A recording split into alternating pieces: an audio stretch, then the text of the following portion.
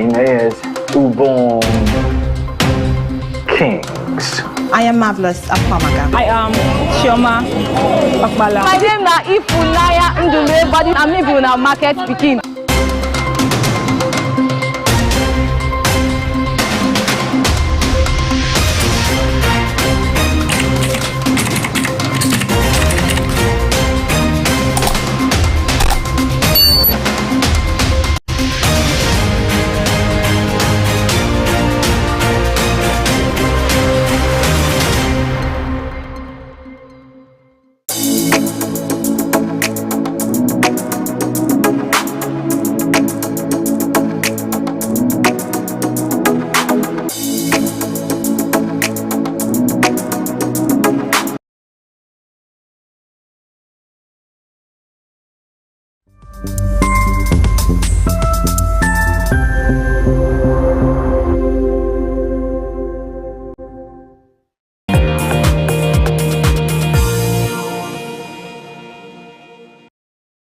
Welcome back, and I am Ubon Kings. That's still the Afia Business Morning, and you are watching Opening Bell. We're moving straight and really quickly to check in on commodity prices, and we would begin with precious metals and its downward movement for gold today. And incidentally, it's an even distribution of dips and rises, index rises across board as far as this chart is concerned. Gold, silver both down at 0.17% and 0.44% respectively. However, platinum and palladium are both up at 2.06% and 2.23% respectively.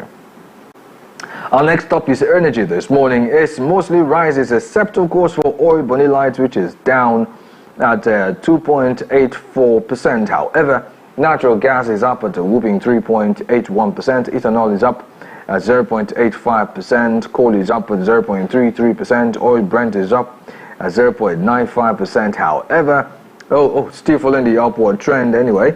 Brass, River and Kwaibo both up with the same values of 0.45%. Away from that, industrial metals is our next stop this morning. Industrial metals is a mixture of rises and dips, and index rises across board. But then more of dips than rises. We have just three commodities that are up. Aluminium is up, copper is up, tin is up at the values of 1.06%, 1.35%, and 0.10% respectively. However, on the other hand, lead is down at 2.80%, iron ore is down 0.56%, nickel and zinc are both down at 0.40% and 1.08% respectively. You're watching the Afia Business Morning. This indeed is the Opening Bell segment. If you want to follow the program, join in on the conversation on our dedicated Afia Business YouTube channel. Kindly tap in the search bar www.youtube.com/Afia Business. And while you're there, don't forget to hit the like button. And remember, you should subscribe and turn on notifications so you get to know when we drop new content on our dedicated Afia Business YouTube channel. Up next, we're going to be taking a look at the hikes in prices of food commodities in the open market, as well as the hikes in fuel prices. And on that note, I'll see you tomorrow on the Opening Bell segment when the exchanges reopen for trading. The Afia Business Morning will be right back with Global Business, where we'll take a look at the business news stories around the world. My name is Ubon Kings. Stay tuned.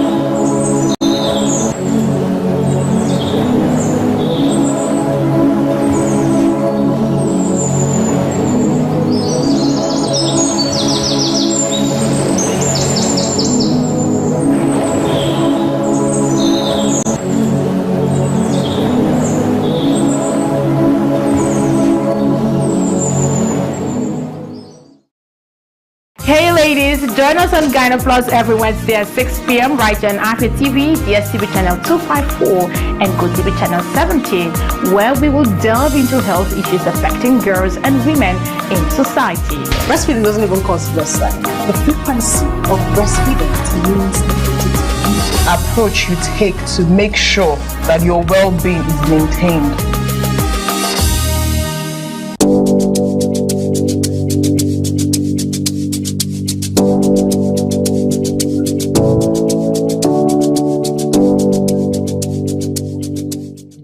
Welcome to the latest and most amazing show on your. Ladies and gentlemen, welcome to Lunch Break. You don't sing along. I did single. For real. You're not a backup singer. That's what it is.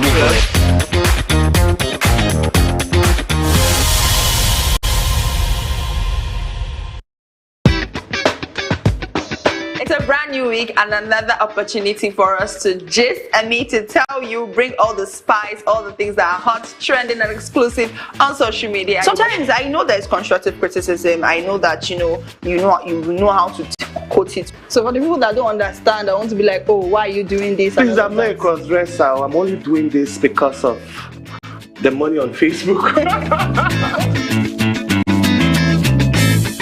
There are some people you need to just tell the truth brutally. Let it hurt them.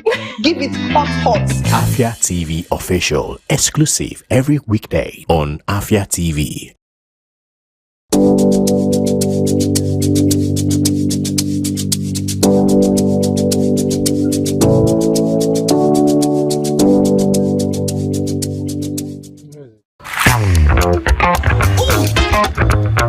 Time check, it's 2 p.m. and it's time for us to vibe, chill, and relax. Ladies and gentlemen, welcome to Lunch Break on Afia TV. So Lunch Break is all about the music, it's all about fun, it's all about entertainment, it's all about entertaining gossip and stories from social, it's all about the latest trends, it's about what's lit, it's all about the games with our guests, and yes, in general, I like to say it's all about the vibes and vibes only.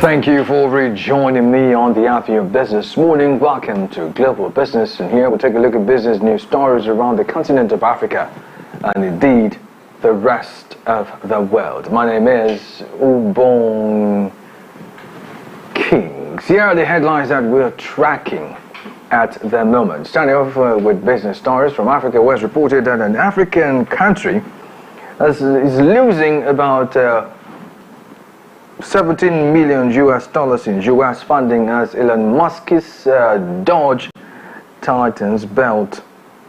Away from that, France is in advanced talks with India to buy Indian rocket launcher systems. And then still from the foreign scene, rents in Ireland could rise as there is a suggestion to review the price cap. We'll bring you details of those stories and more right after this time out. Stay tuned.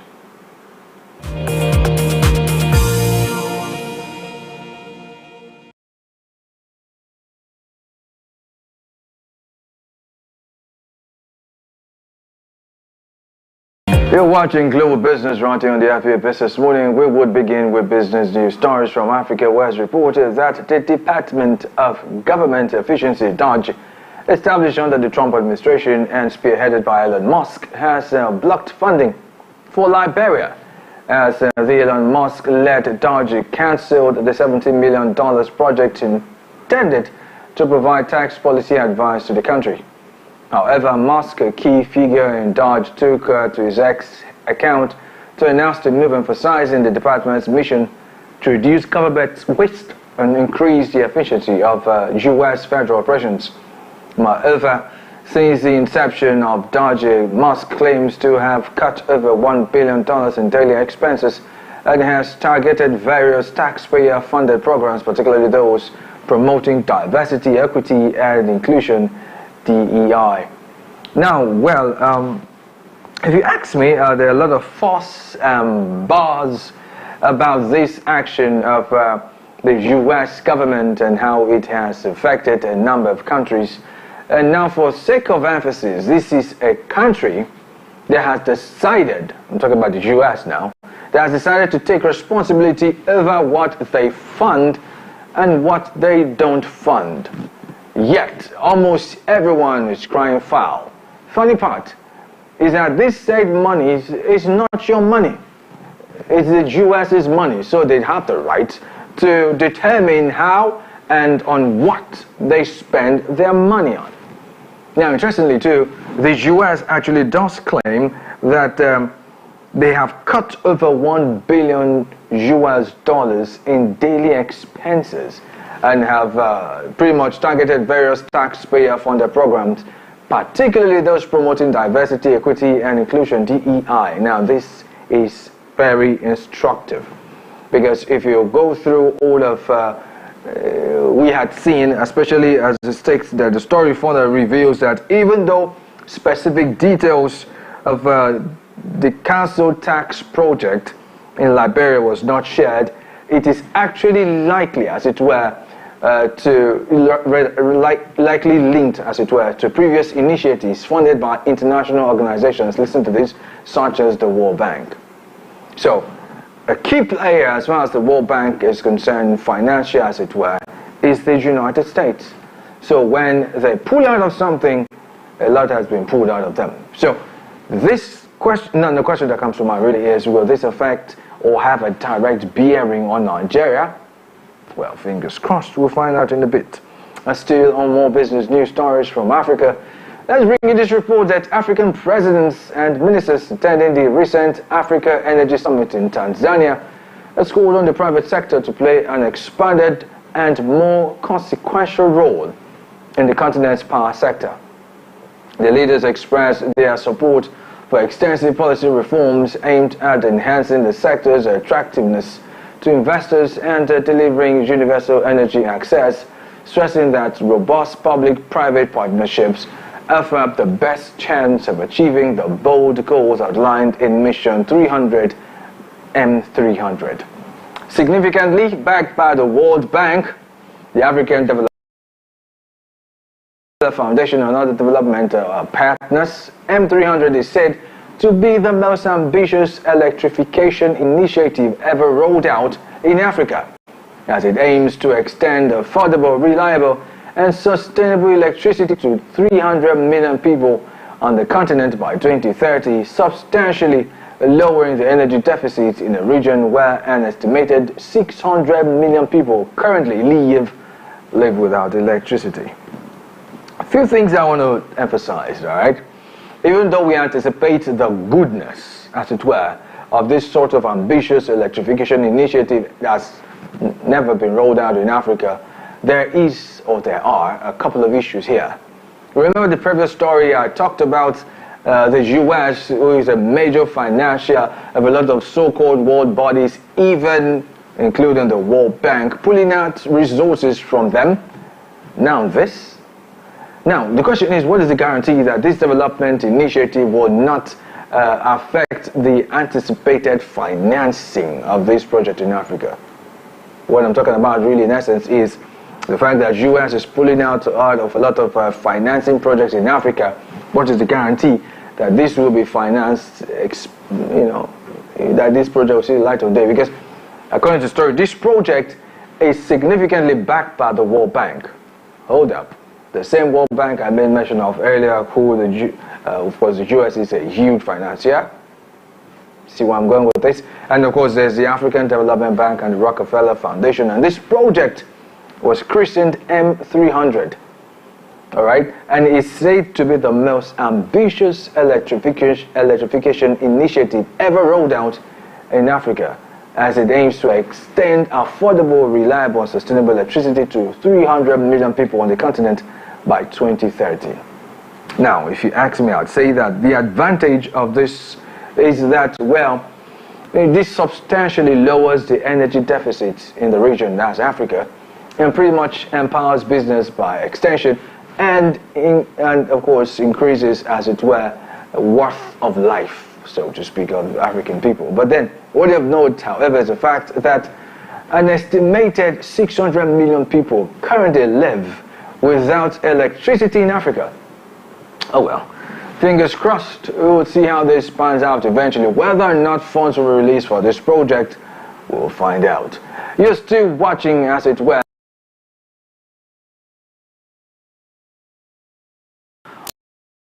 Business YouTube channel. Kindly tap and search via www.youtube.com/Afia Business, and while you're there, do hit the like button. Remember, you should subscribe and of course turn on notifications so you get to know which time we put up new content on our dedicated Afia Business YouTube channel. Up next will be more business news stories right after this time out. Stay tuned.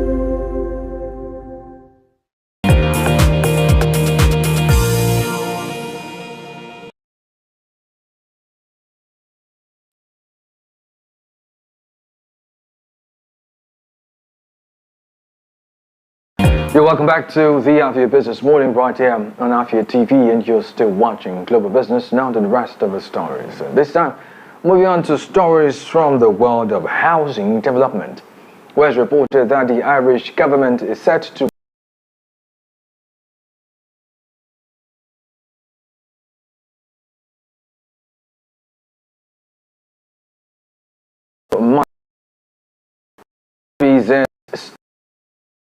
raising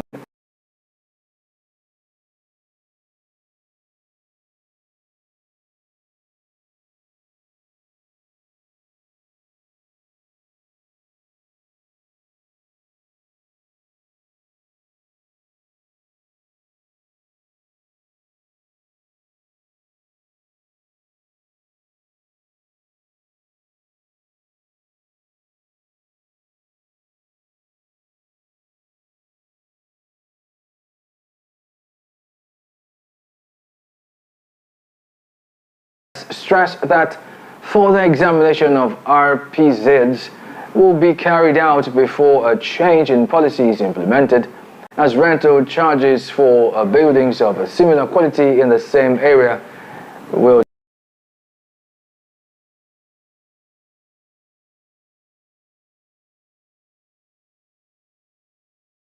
at housingagency.ie. It says that a rent pressure zone RPZ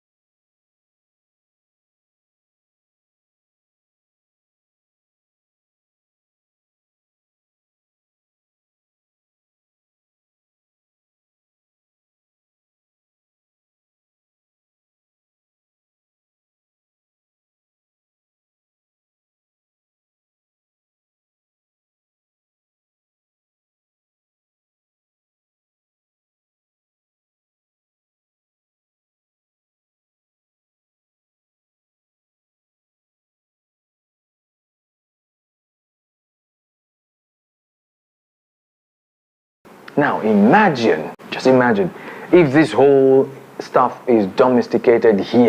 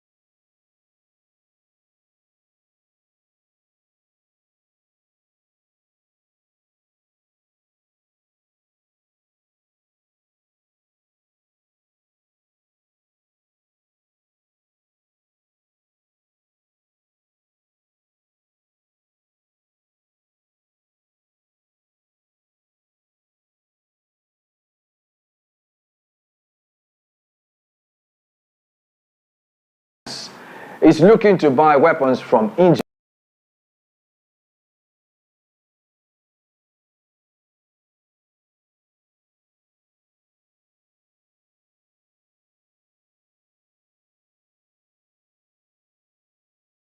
Moving, it turns out that the second largest arms supplier of weapons to India is France. Hold on. Let's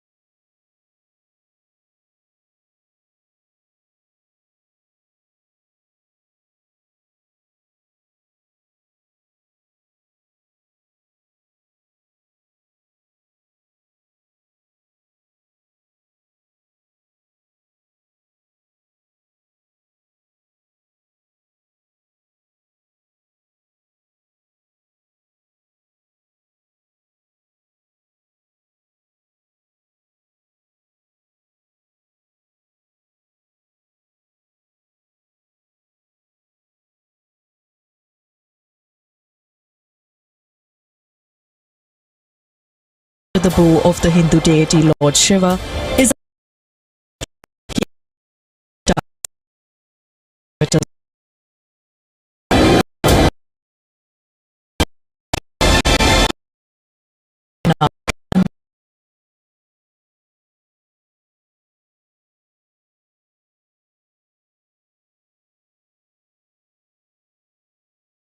rapid high pointing accuracy make it set for artillery divisions, able to deliver a massive volume of fire against critical and time-sensitive enemy targets in a matter of seconds. France's interest in of Iranian's decision required the Indian